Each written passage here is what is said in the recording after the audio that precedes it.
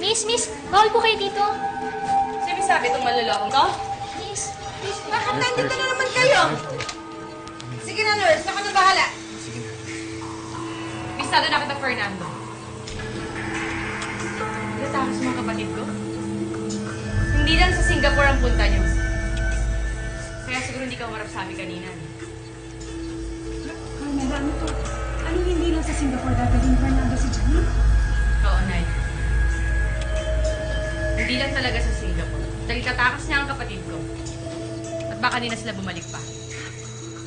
Ang kapal ng mukha mo, Fernando. Pwede ba doon tayo sa labas mag-usap o dito?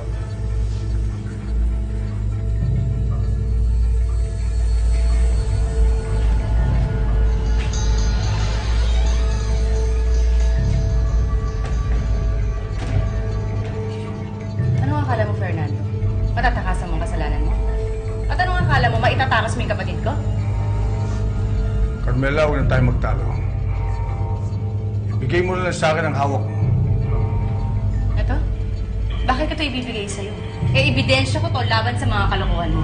At kahit paharang mo pa ako, hindi ko ito bibigay sa'yo.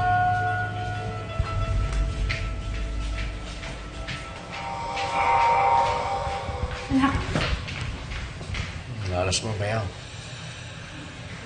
Mas mautak sa'yo yung babaeng kinalaban mo eh.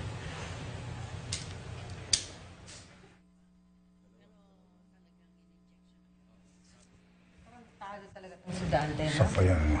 Ay. Papa, baka mamaya kung anong gawin naman yun sa dokumentong hawak nila. Kinakabahan ako.